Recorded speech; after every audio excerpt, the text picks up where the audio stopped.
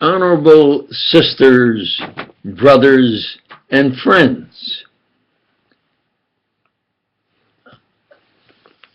I was preparing to do my daily exercise, and it looks like it's going to sprinkle again today. And maybe more important, this home and office, my office, has been broken into twice. And if they break in a third time, they will cancel the insurance. That would be ruinous.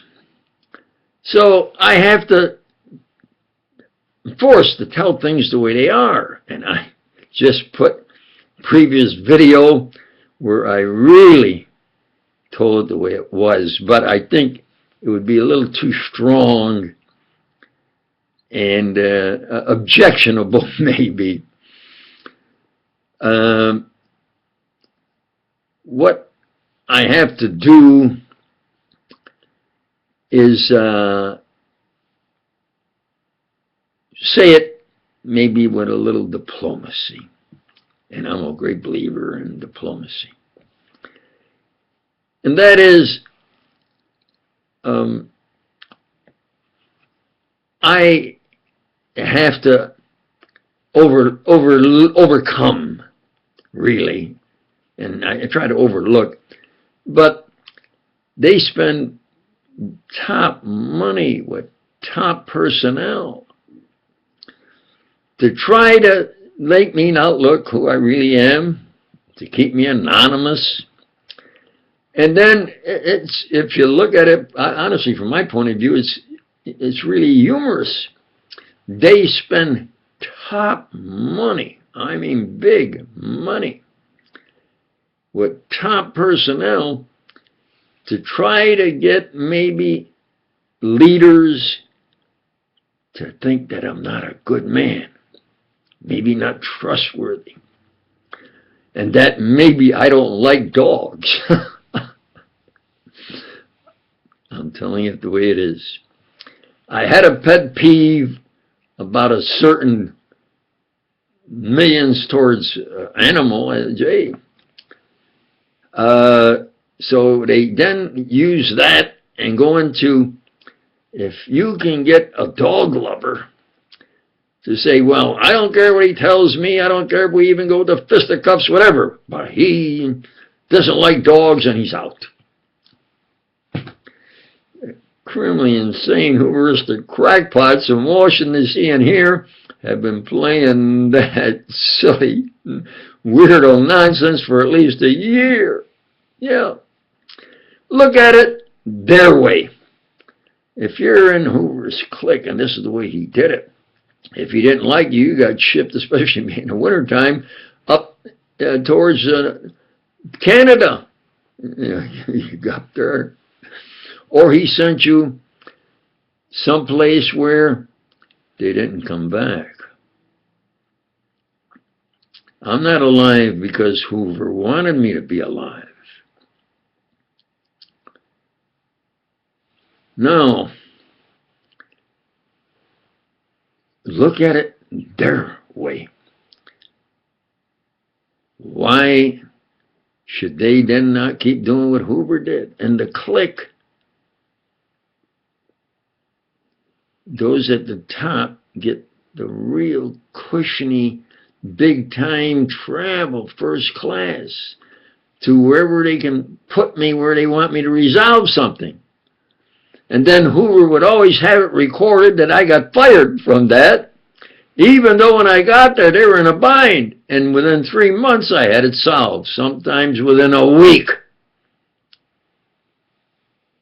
I resolved a critical problem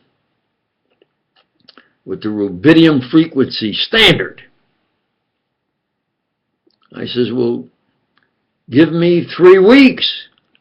And he says, that's all the money they're allowing me. I said, well, I like 3 months. This is really a critical issue. He says, well, give it a try. I solved it in 3 days. Do you understand? What was the rubidium frequency standard? It was the precise time for nuclear submarines in order for them to function properly. That I forgot about that until just now. I've done more things in more fields than maybe any man in the history of the U.S. I give Edison credit for the light bulb. That was more important quantitatively and as far as what the people needed. But my laser beam, lightification, electromagnetic radiation, lightification, stimulation, electromagnetic radiation. My futuristic multi-purpose coherent beam. I try to complete in 15 minutes, and maybe I start to say what I want to say before I get to it. But this is who I really am.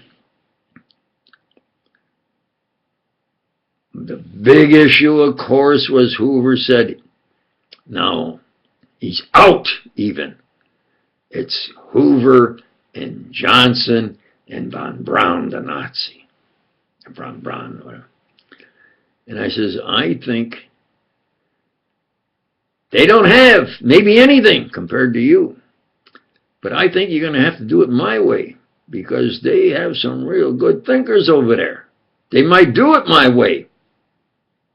No, he's out. Didn't surprise me. See, they set a space race figuring they would win. And then Hoover was, yeah, see. Then they came to me with almost tears in their eyes. Hey, we can lose. So on the basis of religion, I said, well, God, Christ said, you turn the other cheek, you give them another chance. Give them chances. But I can't, they've exhausted all their chances. They are hopelessly, criminally insane, homo Hooverist, kaput. Like I said, you can't beat on a dead horse. But I'm forced to because I cannot afford for somebody to break into this home and office a third time. And it looks like it might rain. So I'm going to have to, as they say, guard the fort. And now I have a little time. And if it rains, especially, I can't hit my golf balls and practice and exercise, my base golf and exercise. What, I get a camera crew and croon singing in the rain, out in the rain. This is really me. And they spend big time money. Sometimes 100 at a time to cover it. When I moved to this city, it was only 40,000. There's now over 300,000. I think that's correct. It's a big city now. They cover the city and all over. Why, look at it their way. Back in the years of Hoover, the evidence clique have all the plush assignments. They'd force me someplace. Then I'd get it done.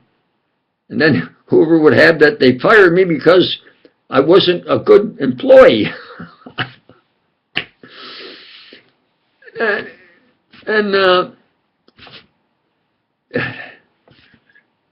That's the truth. Like they say, the God's honest truth. So now what they do is, well, just think his buddies can come from that cold winter of Washington, another over here, nice warm, first-class travel, first-class hotels, restaurants. They can do what they want and then write what they want to what occur. And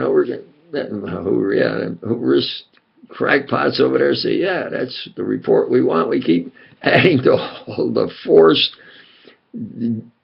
nonsense, crackpot nonsense that they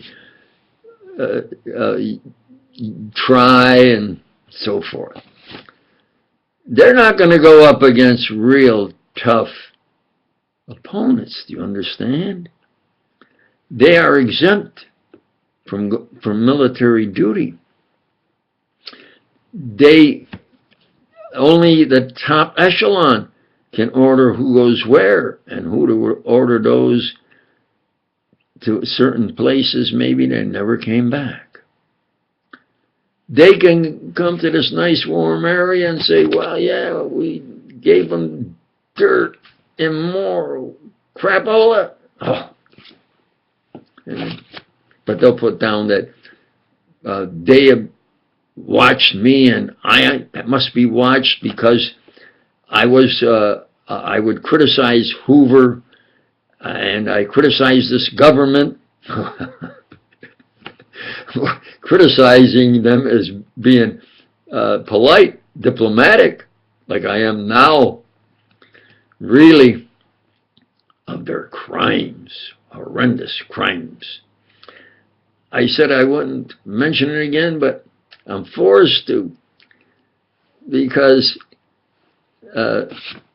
what they've done, especially in the last year, if I mentioned it, I'll mention it again with a little emphasis, is that I don't have the money to have a dog, and I don't need a dog. Dogs are number one for sightless people and for combating drugs.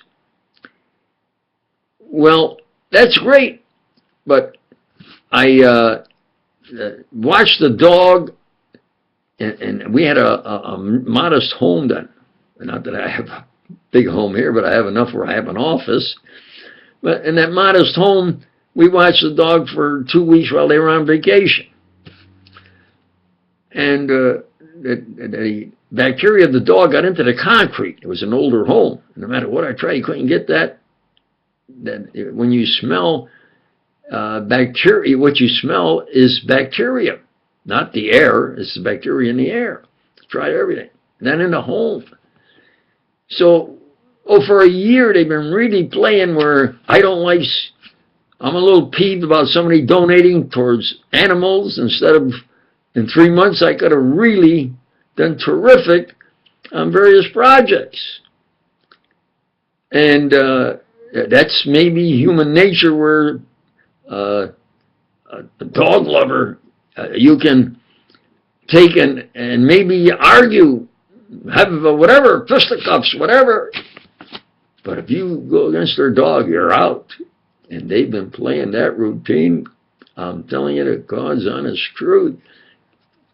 Figuring that they can convince both or one is, you say, well, that's crazy. Yeah, they are Hoover-istic weirdos, is putting it polite and diplomatically. So now as we get towards 15 minutes, because I like to present it around 15 minutes, certainly within a half hour. What am I going to do at the time I have right now? I'm going to keep doing 24/7. I keep going higher and better. And I suggest, if what I present is best, well, at least try to comprehend. Certainly you can comprehend, I think, the quantity and the quality.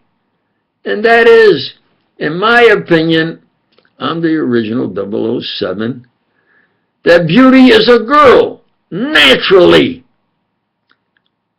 And so, come Valentine's Day, I'm going to at least walk through. That's what I wanted to recall, is that I went to an area, and a man said, well, Jason, what else do you need? And I says, Jason? He says, well, yeah, Mr. Robarts. He says, thanks for shopping here.